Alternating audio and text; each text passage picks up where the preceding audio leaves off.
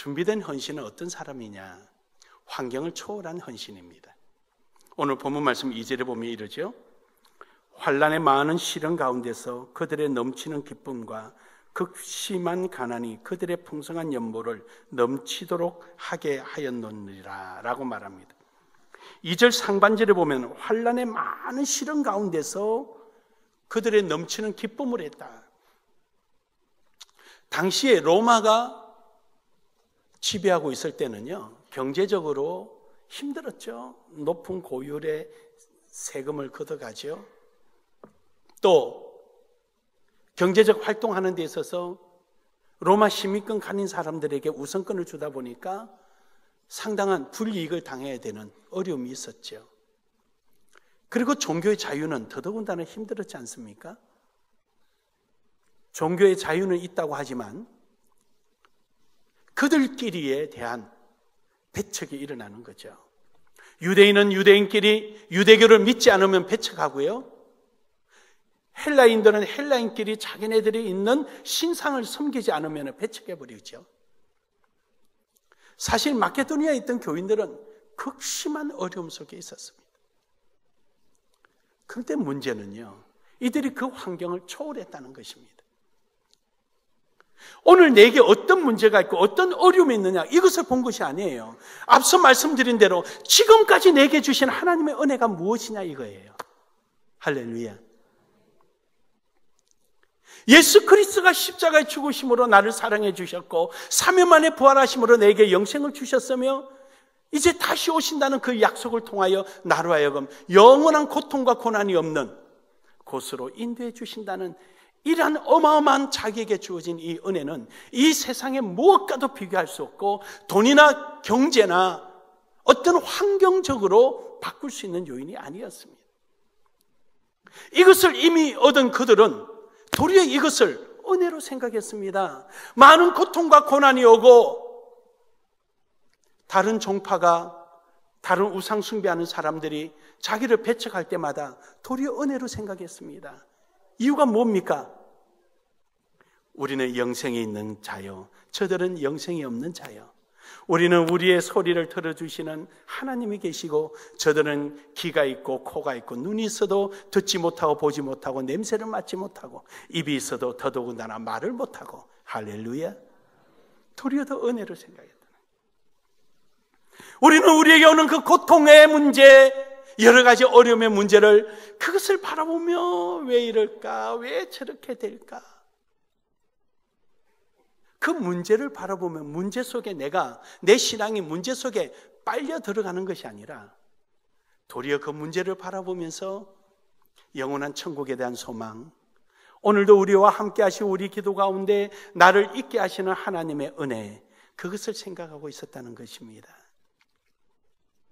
2절에 보면 이러죠. 환난의 많은 시련 가운데, 환난, 그냥 단순한 환난이 아니라 오늘 이 문제 하나 끝나면 끝나겠지, 저거 끝나면 끝나겠지라는 소망이나 기대감을 가질 여유도 없는 거예요. 이거 끝나면 저게 오고 저거 끝나면 끝나고, 하나가 오는가 싶으면 두 개가 오고 두 개 오는가 싶으면 세 개가 오고. 그래서 표현이 이러죠. 환난의 많은 시련 가운데 뭐가 끝나고 나서 끝났구나 기뻐서 순간적인 감정적 헌신이 아니라 많은 시련과 고통 가운데서 일어나는 거예요. 그래요, 여러분. 감사라는 게 뭡니까? 감사는요, 그 사람이 가지고 있는 은혜의 크기만큼이 감사의 크기입니다. 신앙의 척도는 감사예요. 얼마만큼 내가 어떤 환경 속에서도 어떤 조건 속에서도 하나님께서 내게 주신 그 은혜를 내가 가지고 있느냐, 그 은혜에 대한 확신이 있느냐, 그것이 바로 우리가 나타나는 감사의 크기예요. 그것이 무슨 물질적, 숫자적, 산술적 계산이 아니라 오늘 여기 본문에서도 보면은 고린도후서 9장 2절에 보면은 그들의 마음을 드렸다는 마음을, 물질의 문제가 아니라 그들이 1년 동안 준비하는 동안에 어느 한 순간이 아니라 1년 동안 그들의 마음이 그 속에 다 쌓여져서 그 마음이 이제 우리에게 전달되었느니라. 이제 그 마음의 표현이, 그 물질적인 부분이 전달되었다는 것이. 사랑하는 여러분, 우리는 이러한 환경을 초월하는 은혜가 있기를 주의 이름으로 축복합니다. 고린도 후서 9장 8절에 보면 이럽니다. 하나님이 능히 모든 은혜를 너희에게 넘치게 하시나니 이는 너희로 모든 일에 항상 모든 것이 넉넉하여 모든 착한 일을 넘치게 하게 하려 하심이라. 할렐루야. 여기서 여러분 중요한 단어가 반복적으로 나옵니다. 모든 은혜, 또 모든 일에, 모든 것이 넉넉하게, 모든 착한 일에. 한 절 속에 모든이란 말이 4번이나 나옵니다. 무엇을 말씀하고 있는 겁니까? 다시 말해서 하나님의 은혜를 생각하고 은혜 속에 사는 사람은 매사를 은혜 가운데서 행하고 느끼고 누리게 된다는 것입니다. 하나님께서 내게 주신 은혜 너무 많잖아요. 할 수 있는 게 너무 많잖아요. 가끔가다 우리 집사람이 그래요. 하나님이 당신한테는 너무 많은 걸 준 것 같다 그래. 그래서 웃으면서 약 오르냐고 그리고 웃으면서 이야기를 해요. 저는 하나님이 주신 게 너무 많다는 걸 저는 알아요. 여러분에게 뭐 자랑하려고 세워볼 수는 없지만, 하지만 그 받은 은혜를 어디에 쓸 거냐는 거예요. 어디에 쓸 거냐. 감춰놓을 것이 아니라, 그걸 가지고 유세 부릴 것이 아니라 주를 위해서 마음껏 사용되어지는 사람이 진정한 환경을 초월한 감사가 있는 사람입니다. 사랑하는 여러분, 여러분은 환경을 초월하는 은혜가 있기를 주의 이름으로 축복합니다. 두 번째로는 최선을 다하는 사람이 준비된 헌신자입니다. 왜냐하면 2절 하반절에 보면은 이럽니다. 극심한 가난이 그들의 풍성한 연보를 넘치도록 하였다. 여러분 참 이 아이러니한 말 아닙니까? 극심한 가난. 이 가난이 그냥 가난 중에 이러면은 이 가난의 크기가 상대적인지 절대적인지 구분이 잘 안 가는데 여기서는 분명하게 수식어가 붙습니다. 극심한. 이것은 하루 끼니를 먹기도 힘들 정도의 아주 투쟁적인 이러한 상태를 말합니다. 어쩌면 이것을 이렇게 비유하면 어떨까 싶어요. 사르밧 가부가 기름병에 조금 남은 기름과 한 움큼 되는 가루통에 있는 가루를 떡을 만들어서 먹고 이제는 더 이상 없어서 죽음만 기다리게 되는 그 한순간 말입니다. 이러한 극심한 가난이 도리어 그들로 하여금 풍성하게 했다. 풍성한 연보를 내게 했다. 참 아이러니한 문제죠. 그것은 단순한 얘기입니다. 앞서 말씀드린 대로 그들은 현재의 극심한 가난을 본 것이 아니라 오늘까지 있게 하신 하나님의 은혜를 보았기 때문입니다. 나를 나되게 하신 하나님 은혜. 지금 내가 죽어도 천국 가고 지금 내가 어떤 환경이 주어져도 주님은 나의 주님이 되신다는 것입니다. 여기에 대하여 이들은 눈꼽만큼도 의심이 없습니다. 사랑하는 여러분, 마케도니아 교인들, 이들은 한결같이 주님의 주신 은혜 앞에 조금도 의심하지 않았습니다. 역대하 31장 10절에 보면은 사독 족속들이 하나님 앞에 고백한 내용이 있습니다. 사독의 족속 대제사장 아사라가 대답하여 가로되 백성이 예물을 여호와의 전에 드리기 시작함으로부터 우리가 족하게 먹으나 남은 것이 많으니 이는 여호와께서 그 백성에게 복을 주셨습니다. 그 남은 것이 이렇게 많이 쌓였나이다. 할렐루야. 하나님께서 주신 그 복을 누리고 아는 자만이 준비된 헌신이 가능한 겁니다. 순간적으로요, 감정적으로 하는 거하고는 다릅니다. 우리는요, 내 마음이 동하야 되고 내 마음이 주님을 우선 사랑하고 그 은혜에 대한 고백적인 모습이 전제돼야 합니다. 그래서 충성이란 말, 충자가 뭡니까? 자주 그런 말씀 드리잖아요. 가운데 중자에 마음 심자가 충자입니다. 충성스러운 사람은요, 환경이나 조건에 매이지 않고 자기가 해야 할 일에 대해서 최선을 다하는 사람입니다. 감독자가 있든 없든 상관없습니다. 그것을 충성스럽다고 말을 합니다. 그래서 예수님께서 비유하실 때도 주인이 멀리 떠난 다음에 주인이 관리 감독하지 않아도 그들에게 맡겨진 것을 가지고 어떻게 열심히 잘했나 못했나를 보고 판단하셨거든요. 그걸 두고 예수님께서는 충성스러운 종아 내 즐거움에 참여할지어다. 이 충자가 뭡니까? 마음의 중심이라는 겁니다. 내 마음의 중심이 있지 않는 것은 가식적이요 반대급부에 대한 마음이 더 크기 때문입니다. 사랑하는 여러분, 우리 오늘 여러분과 저는 이러한 충성스러운 사람들이 되고 준비된 헌신자가 되기를 주의 이름으로 축복합니다. 역대상 29장 14절에 보면은 나와 나의 백성이 무엇이간데 이처럼 즐거운 마음으로 드릴 힘이 있었나이까. 모든 것이 주께로 말미암아 싸우니 우리가 주의 손에서 받은 것으로 주께 드렸을 뿐이니이다. 할렐루야. 하나님, 우리가 무언데 이처럼 드릴 힘을 우리에게 주셨습니까? 우리가 무엇이간데? 우리가 이처럼 드릴 수 있는 것은 주께서 내게 주신 것, 드린 것 뿐입니다. 할렐루야. 반대 것뿐 누리지 말아라. 오늘 드린 것을 가지고 뭔가를 기대하지 말아라는 겁니다. 오늘도 주신 은혜에 대해서 감사하는 거예요. 물론 하나님의 영광을 위해서 기대하는 것은 좋을 일입니다. 그러나 하나님과 협상하지 말라는 거예요. 내 이거 줄 테니까 이거 주시오. 이렇게 협상하지 말라는 거예요. 내가 이렇게 드림으로, 내가 이렇게 함으로 인해서 하나님께 영광되면 그거로서 할렐루야. 내가 무엇인가인데 이 미천한 나를, 말석에 앉아있는 나를 끌어당기셔서 주의 전에 참여하게 하셨습니까? 그저 감사합니다라고 고백 이상은 우리가 할 것이 아무것도 없는 거예요. 사랑하는 여러분, 이처럼 우리는 최선을 다하는 신앙인이 되기를 주의 이름으로 축복합니다. 오늘도 내게 주신 것이 힘이요 능력이요, 하나님이 주신 힘이요 능력으로 사는 겁니다. 그래서 제사를 드릴 때 구약서에 보면은 번제나 이런 제사를 드릴 때 허리에 있는 기름, 간에 붙어있는 기름, 허파에 붙어있는 기름을 떼서 태워드리는 거예요.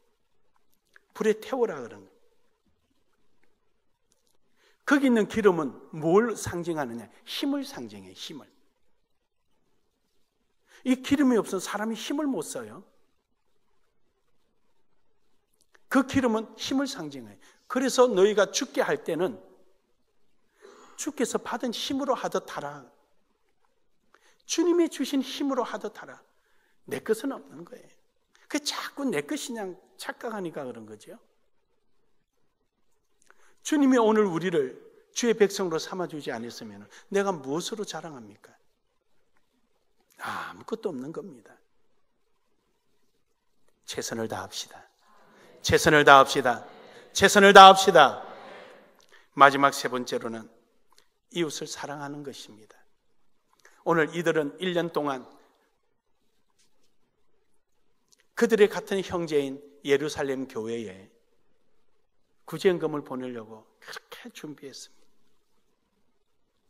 예비된 자들입니다. 예비된 헌신자들입니다. 구약에서는 11조를 어떻게 정의를 내리냐면은 첫 열매와 10의 1조는 다릅니다. 여러분이 10의 1조 그러니까 1이라는 숫자가 숫자의 첫 번째 숫자가 되니까 정수의 1이 되니까 시작이 되니까 첫 열매다 이렇게 생각하는데 그게 아니에요. 이 1은 많은 것 중에 하나다라는 거. 많은 것 중에 하나다 이 뜻이에요. 즉 10개 중에 하나다 이 뜻이거든요. 첫 열매는 뭐냐면은 초실절 날 드리는 거예요. 초실절이라는 것은 유월절은 예수 그리스도 십자가에 못 박혀 죽으신 날이고, 무교절은 예수 그리스도의 무덤 속에 들어간 날이고, 셋째 날 초시절 날 첫 열매가 되신 예수 그리스도께서 부활하신 날이에요. 이것을 고린도전서 15장에는 예수님이 우리의 첫 열매가 되셔서라고 부활을 말씀하고 있는 겁니다. 그럼 구약에서는 이 첫 열매를 어떻게 표현하느냐? 농사를 짓잖아요. 이렇게 농사를 지으면은 줄을 꺼요. 여기는 고르반, 여기는 하나님 거다, 구별된 거다, 손대지 마라. 그리고는 여기를 잘 가꿉니다. 가꾼 다음에 이제 추수 때 되면은 제사장을 부릅니다. 제사장이, 자, 이게 고르반입니다, 하나님 겁니다, 되겠습니까? 그러면 합격, 이러는 거예요. 짐승은 성전에 데려와서 이빨이 제대로 있나, 입술이 제대로 있나, 손톱이 이상 있나 없나 이걸 확인하지만 곡식은 확인할 수 없으니까 제사장이 출장 옵니다. 출장 와서 오케이, 이거 하나 앞에 드려. 그럼 이게 첫 열매인데 언제 낫을 베느냐? 안식일 날 뵭니다. 다른 거는 일체 안식일 날 일을 할 수 없지만 초실절 예물만큼은 안식일 날 낫을 뵭니다. 안식일 날 낫을 대서 그 단을 묶어서 제사장에게 갖다 주면은 제사장은 그것을 안식 후 첫날 요제로 흔들어서 드립니다. 그것이 부활절입니다. 이것이 첫 열매예요. 그럼 11조는 뭐냐? 11조는 1년에 한 번씩 농사를 지어서 그 추수한 것에 대한 10의 1조를 드리는 거예요. 10의 1조를 드리려니까 전체가 카운터가 돼야 되는 거죠. 모두가 얼마란 양이 나와야 그 중에 10분의 1을 드리는 거예요.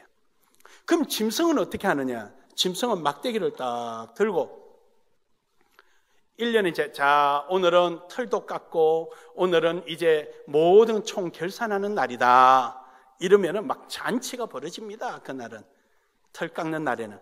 그러면은 우리 안으로 들어오는 거예요. 양들이나 짐승이. 하나, 둘, 셋, 넷, 일곱, 여덟, 아홉, 열, 요 놈은 하나님 거. 또 하나, 둘, 셋, 아홉, 열, 요 놈은 하나님 거. 근데 10번째 하나님 거로 딱 골랐는데 보니까 이 녀석이 그냥 눈이 찢어지고 눈물이 나고 이상해요. 그럼 빨리 건강한 것으로 바꿔야 돼요. 근데 반대로 요 놈은 임신만 했다면 쌍태야. 하나님, 요 놈은요 앞으로도 한 5년은 더 부려먹을 수 있는 놈인데 요 놈은 임신만 하면 쌍태입니다. 이거 어떡하죠? 하나님은 우리 욕심을 잘 아셔가지고 하나님 이렇게 말씀하세요. 그러냐? 그렇다면 그것을 물리려거든 건강한 놈 2마리를 내놔라.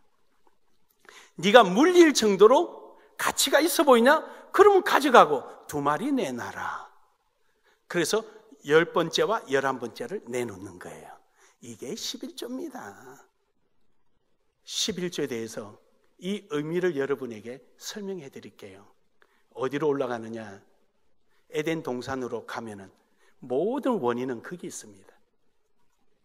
에덴 동산에 하나님이 무슨 우리한테 억한 심정이 있다고 선악과 나무를 만들어 놓으셨어요. 생명나무만 갖다 놓고 그것만 먹고 그냥 영생하도록 내버려 두지. 안 그래요?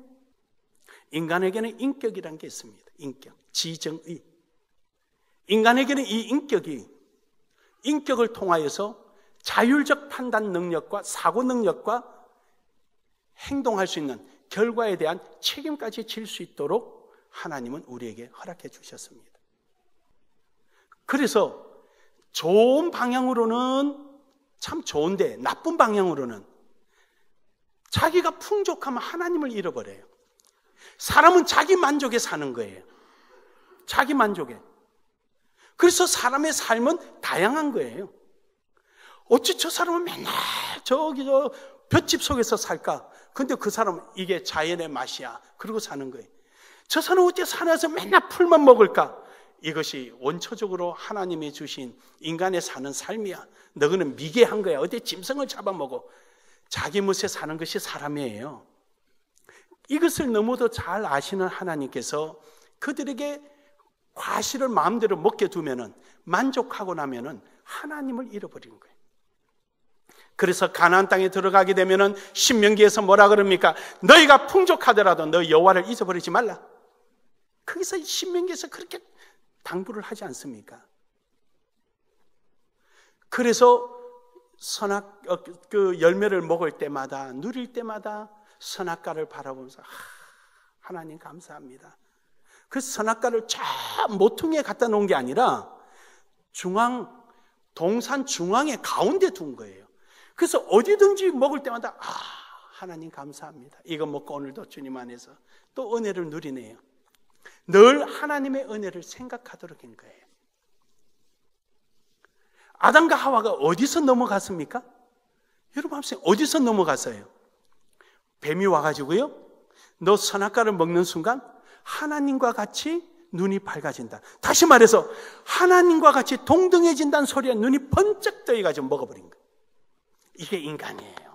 이게 여러분과 저예요. 내가 풍족하면 하나님이 없다 할 것이다 말이죠. 그래서 하나님을 생각하도록 우리는 날마다 기도하게 하고 예배하게 하고, 그리고 내게 들어오는 소득을 통해서 하나님이 오늘도 나를 사랑해 이렇게 주셨구나.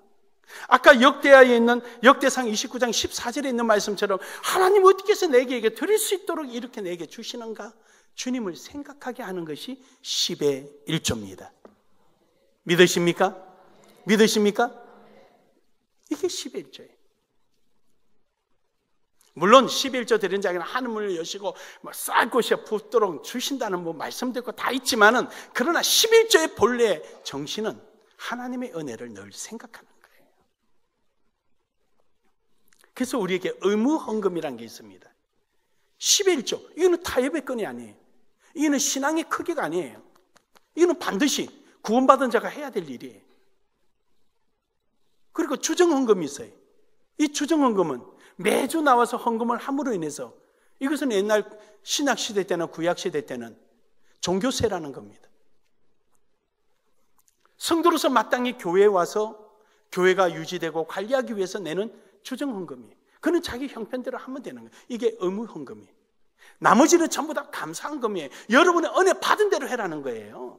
작정헌금도 있고 절기헌금도 있고 무슨 주일 감사헌금도 있고 생일 감사헌금, 그건 다 여러분 은혜 받은 대로 해라는 거예요. 딱 두 가지예요. 기본적으로 드리는 의무헌금과 감사헌금 두 가지예요. 그러나 11조만큼은 분명한 거예요. 11조는 어떻게 하는 거냐? 여러분의 수령에게서 11조 하는 게 아니에요. 11조는요, 여러분이 정해진 여러분 월급 본봉에 여러분의 그 정해진 그 금액이 11조예요. 다 띄고 남은 수령에서 11조 하는 게 아니에요. 여러분, 하나님 앞에 인색하지 않고 주신 은혜에 감사하는 여러분 되기를 주 여러분 축복합니다. 신명기서 14장 29절에 보면은 너희 중에 분깃이나 기업이 없는 레위인과 내 성중에 우거하는 객과 및 고아와 과부들로 와서 먹어 배부르게 하라. 그리하면 내 하나님 여호와께서 너의 손으로 하는 범사에 내게 복을 주시리라. 할렐루야. 교회 들어오는 헌금은 이웃을 섬기고 세계 선교하고 이런 데 쓰는 겁니다. 헌금은 헌금답게 씁시다. 헌금은 영혼 살리는 데 씁시다. 거기 쓰는 거예요.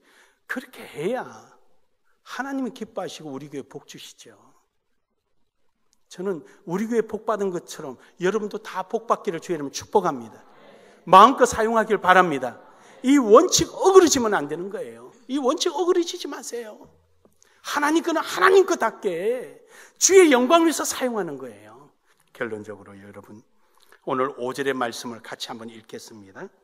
시작. 우리가 바라던 것뿐 아니라 그들이 먼저 자신을 주께 드리고 또 하나님의 뜻을 따라 우리에게 주었도다. 이것이 하나님의 뜻입니다. 하나님의 뜻입니다. 하나님의 뜻입니다.